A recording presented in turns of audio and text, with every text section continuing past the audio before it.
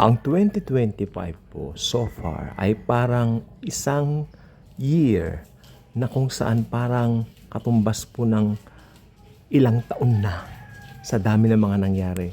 Makinig po mabuti, may mga lindol, bumagsak na mga airplanes, patayan sa magkabilang dako, banggaan ng mga buses, di ba? Banggaan dito sa SLEX, no? Tapos, nagkaroon po ng sa NAIA, di ba? Yung nangyari na nabangga and all that. Tapos yung isang beauty queen na bangga o yung napakagandang babae na si Miss Valeria Marquez, no? Ay pinatay sa harap ng TikTok. Nasa live stream yung napakagandang babaeng ito. Yung mga pangyayari pong ganyan. Pero higit po doon sa lahat ng yan, yung mga pangyayari po sa matatawag nating mas mataas na estado, like namatay si Pope Francis, no? At biglang may nahalal na Amerikanong Pope for the very first time in history. At ngayon nagkaroon ng maraming mga haka-haka na ganito raw. Ibigay mo pa dyan yung mga nangyari na mga pangyayari sa daigdig na ngayon daw tumataas na naman yung COVID. I mean, ang dami eh.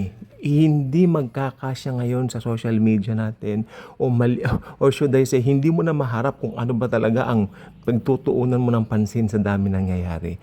Pero sa lahat ng yan, ano ba ang sabi ng Panginoon? My peace I give to you. Not as the world gives, but my peace I give unto you. Let us hold to that as Christians. Okay? Ngayon, syempre, sa dami po ng mga pangyayari yan, ito na naman po, mga haka-haka. At marami pong naniwala yung pagkahalal ng bagong Santo Papa ay meron daw tinatawag na kaugnayan dito sa superpower na bansa ang Amerika. Since Amerikano po siya, very first Pope ng Amerika, sinasabi nila, isipin nyo, ang pinaka-superpower na bansa, Amerika. Tapos, sino ngayon na nakaupo doon sa Vatican, sa Rome? Amerika pa rin, dahil Amerikano yung Papa. Yan po mga conspiracy theories.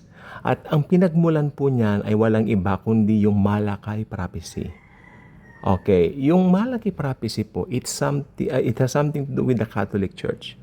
Ako madalas ko pong sinasabi, when it comes to Malachi prophecy, wag po tayong masyadong magtuon diyan sapagkat tayo po ay mga Kristiyano. Sa Biblia po tayo.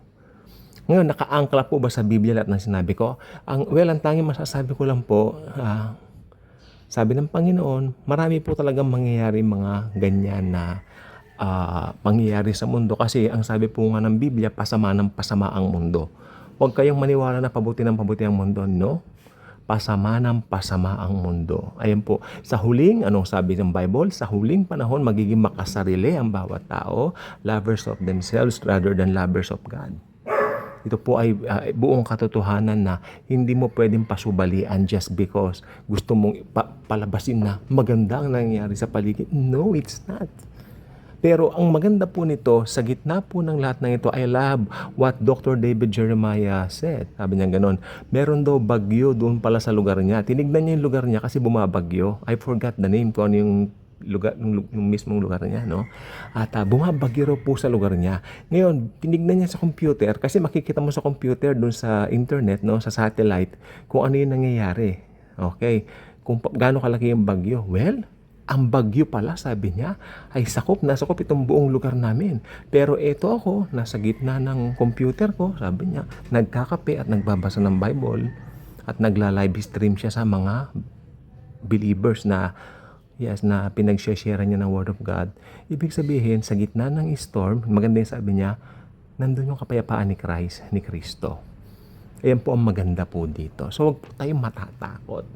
Sa gitna po ng lahat ng ito, we can rise above all of it. Pagkat tayo po ay mga anak ng Diyos, mahal na mahal niya at patuloy niyang iniingatan.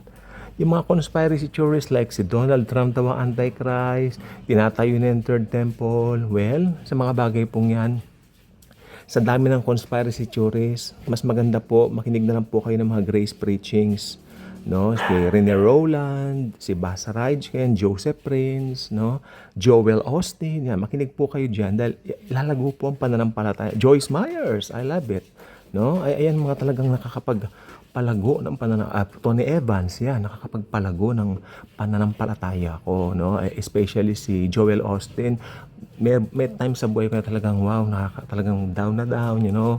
Kristyano na ako, pero nada-down, something like that. Joel Austin's preachings, talaga naman po, striking, very anointed, very powerful.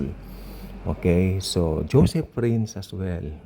Rene Rowland ngayon yung bago, tsaka si Basa Rajken dahil ito yung mga pure grace preachings. Nakikinig din ako kay Dr. David Jeremiah.